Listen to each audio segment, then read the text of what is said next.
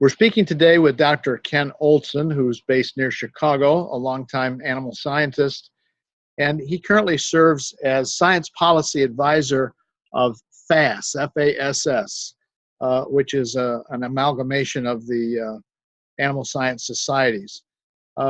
Ken, welcome, and tell us a little bit about FASS, and then we'll talk about some of your policy issues that are currently on the front burner.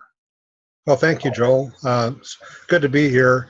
FASS is a longtime organization that works really in association management, providing a number of functions there, as well as doing editorial work for the Journal of Dairy Science and other publications. One of the functions that it took on several years ago is working as an advocate for science.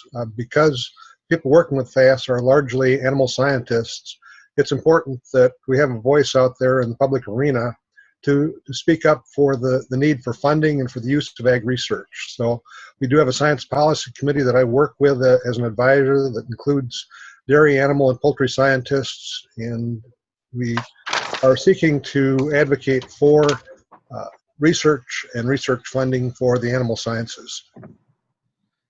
Thank you. And recently, the USDA Secretary Perdue announced a change in the Economic Research Service, suggesting it be relocated within the department and also moved out of Washington, D.C.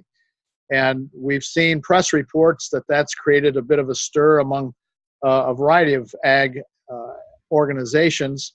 But FASS has drafted a letter expressing some concern. Tell us about the FASS position on this proposed move.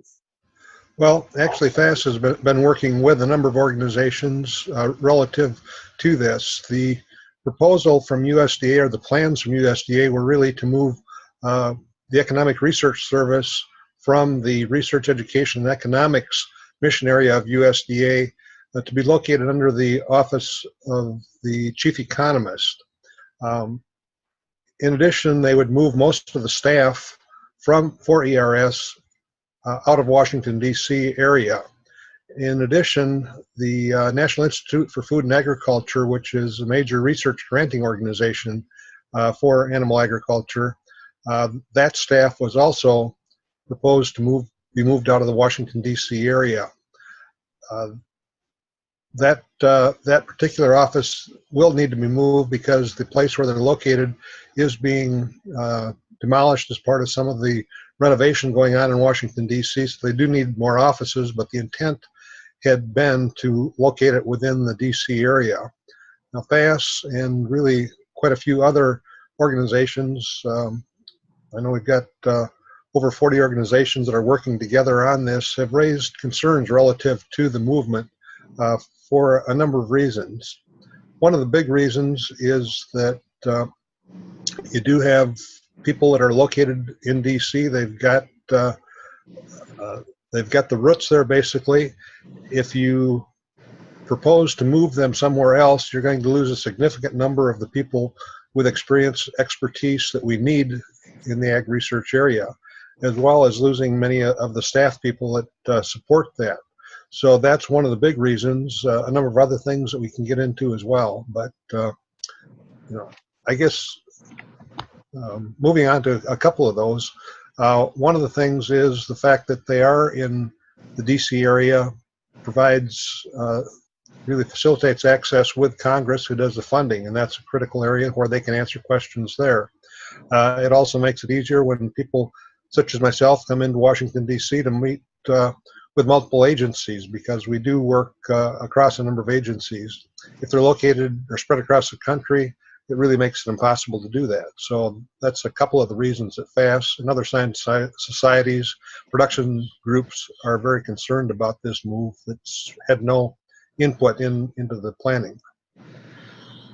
We've seen press reports that one of the concerns, or maybe the concern, about relocating the economic research work into the office of the secretary is because that moves it into a more political environment.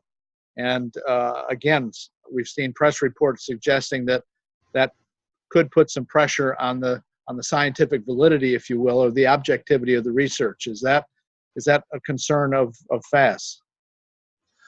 Yes, that's a concern as well.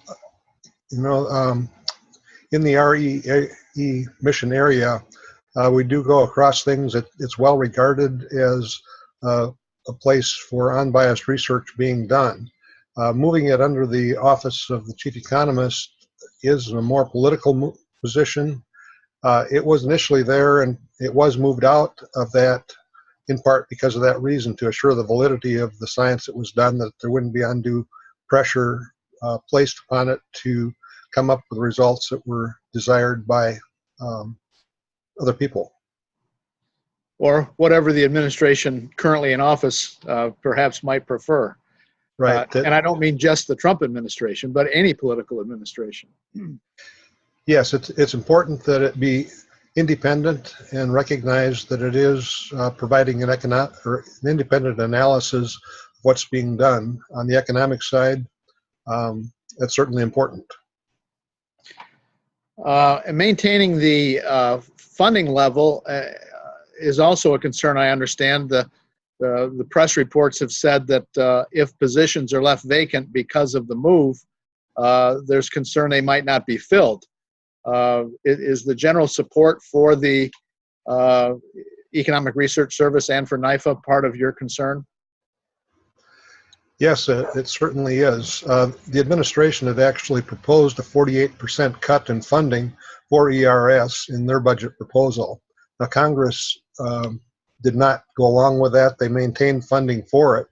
But one of the concerns is that if ERS is moved away from DC, why it's much easier to make the cuts. Also, it's quite likely that many staff would not move, and so if you got vacant positions, again, that's a way that facilitates the cuts. It's important that we maintain the funding for the research, both in the Economic Research Service as well as NIFA, and being close to the action really does facilitate providing answers as far as how that money is being used. The investment in agricultural research is one of the best investments we can make. The return on investment for the government, for consumers, for taxpayers is extremely good. It always has been, and it will be, but we need to continue to do that rather than cut it. We need to maintain and enhance the funding for ag research. Well, thank you very much, Dr. Olson. We appreciate you explaining this. As a final question, what are you advocating? Are you advocating that none of this happen, or are you taking a different approach with your FAS organization? Well, I guess our initial route is raising concern relative to it. A major concern was that there was no input from the agencies into this plan that we've been able to find. There's no justification provided for it relative to the economics involved. Past directors have indicated that items that were cited as reasons for it in their term in office, which is quite recent, were not factors. And so,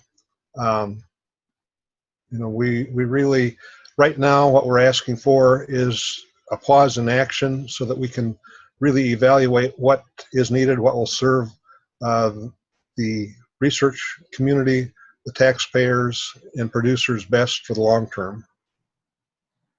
Thank you very much. This has been Dr. Ken Olson, who's the Science Policy Advisor for FAS and also actively involved with the American Dairy Science Association in their communications and outreach programs.